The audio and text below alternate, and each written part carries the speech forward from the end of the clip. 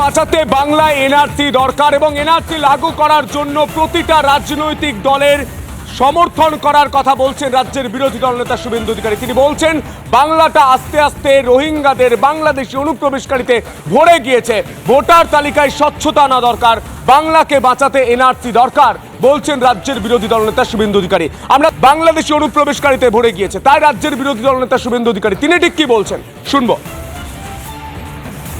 পশ্চিমবাংলার মানুষ শিক্ষিত, এখানকার সরকার বা সরকারি দল কি ভেবেছেন সবাই অশিক্ষিত?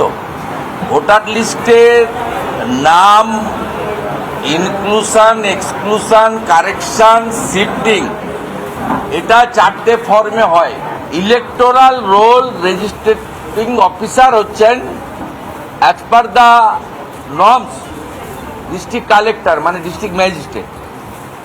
All district magistrate are control by the state government.